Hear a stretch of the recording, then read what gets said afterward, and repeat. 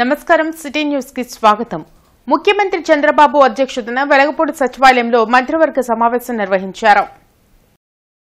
13 అంశాలపై కేబినెట్ లో చర్చించి కీలక నిర్ణయం తీసుకున్నారు. మహిళలకు ఉచిత బస్సు ప్రయాణం, పలు సంస్థలకు భూ కేటాయింపు, గ్రామీణ ప్రాంతాల్లో అన్నా క్యాంటీన్ల ఏర్పాట్లపై చర్చించారు.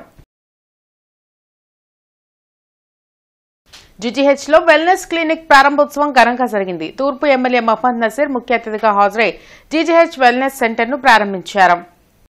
ఈ కార్యక్రమంలో సూపరింటెండెంట్ డాక్టర్ రమణ ఎస్ఎస్వి, స్థానిక కార్పొరేటర్ పోతురాజు సమత, డాక్టర్ శనక్కాల ఉమాశంకర్ తదితరులు పాల్గొన్నారు.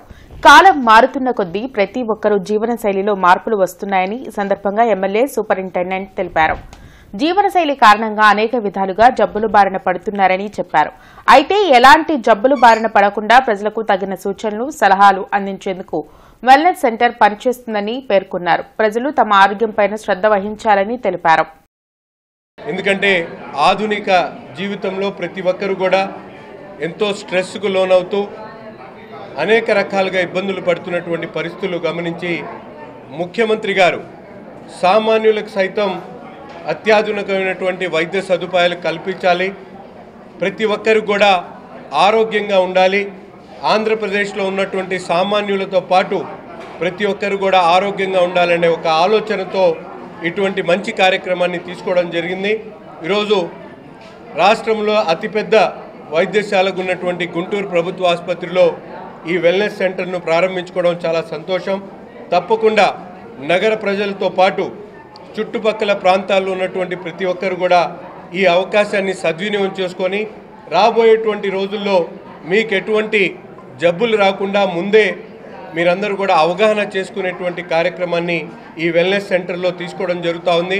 రాష్ట్ర ప్రభుత్వం ప్రతిష్టాత్మకంగా ప్రతి 3వ శనివారం నిర్వహించదలిచిన స్వచ్ఛాంధ్ర స్వచ్ఛ దివస్ కార్యక్రమాన్ని పగడ్బందీగా అమలు చేయనున్నట్లు కమిషనర్ పులి శ్రీనివాసులు తెలిపారు. కార్పొరేషన్ అధికారులతో ఆయన సమీక్షించారు.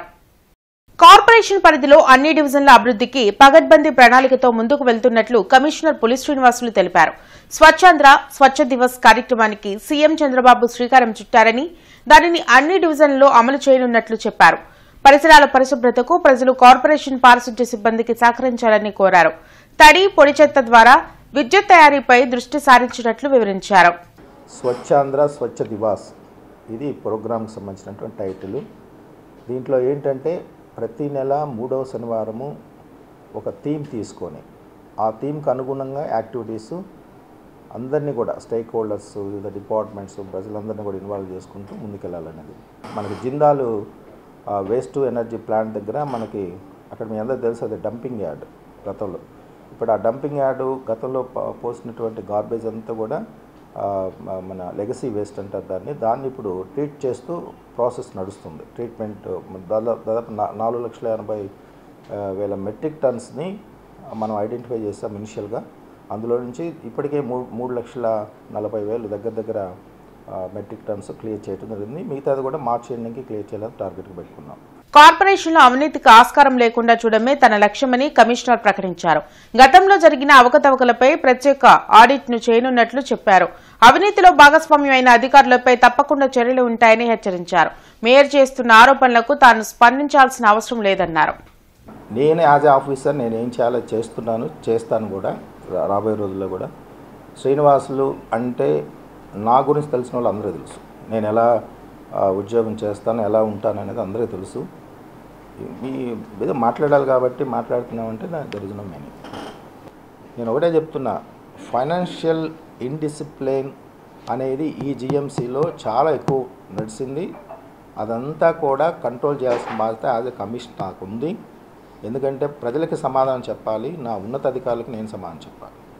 కాబట్టి డెఫినెట్గా తప్పు చేసిన వాళ్ళు ఎవరూ కూడా ఎస్కేప్ అవడానికి ఛాన్సెసే లేవు. మీరు చూసారు ఆల్రెడీ కొన్ని నేను స్టెప్స్ తీసుకున్నాను.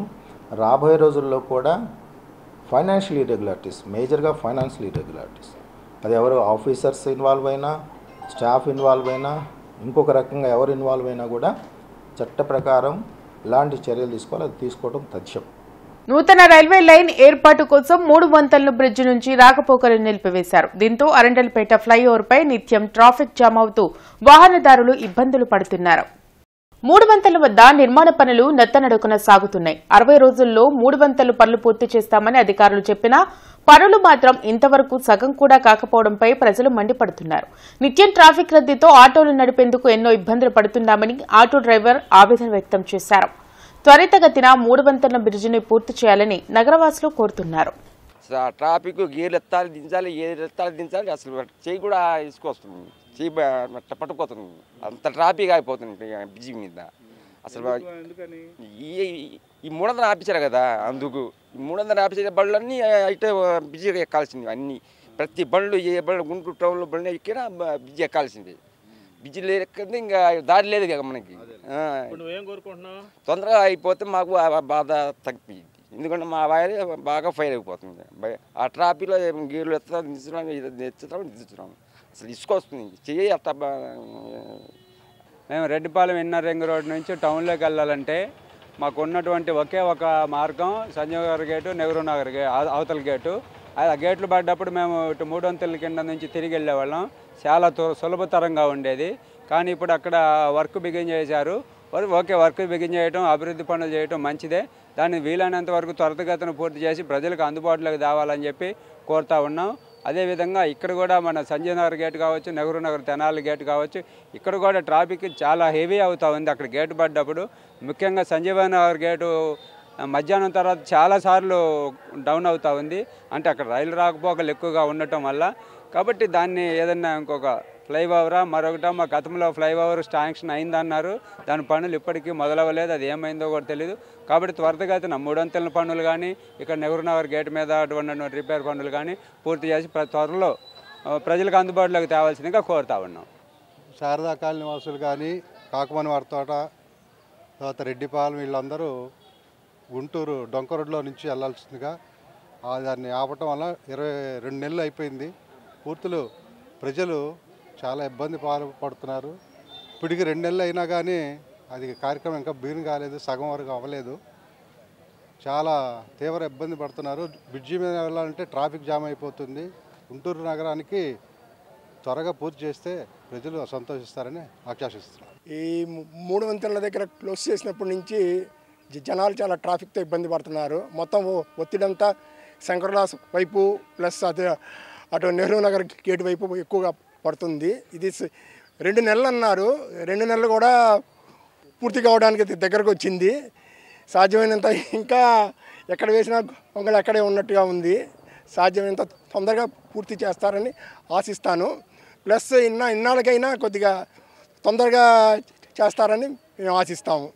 నగరపాలక సంస్థలో హైడ్రామా కొనసాగుతోంది. కమిషనర్ పులి శ్రీనివాసులు తీరుపై ఆగ్రహం వ్యక్తం చేస్తూ కౌన్సిల్ సమావేశం పెట్టేందుకు మేయర్ కావటి మనోహర్ నాయుడు సిద్దమయ్యారు. ఈ మేరకు వైసీపీ కార్పొరేటర్లతో కలిసి శుక్రవారం కార్పొరేషన్ కార్యాలయానికి ఆయన చేరుకున్నారు. అయితే కమిషనర్ సంబంధిత అధికారులతో ప్రత్యేక సమీక్షా సమావేశం కౌన్సిల్ హాల్లో నిర్వహించారు. కమిషనర్ తీరుకు వ్యతిరేకంగా మేయర్ మనోహర్ నాయుడు మీడియాతో మాట్లాడారు. కౌన్సిల్ సమావేశం పెట్టేందుకు కమిషనర్ స్పందించడం లేదని తెలిపారు. కమిషనర్ తీరుపై కేంద్రానికి ఫిర్యాదు చేస్తామని చెప్పారు. కౌన్సిల్ సమావేశం నిర్వహించే విధంగా న్యాయ పోరాటం చేస్తామన్నారు.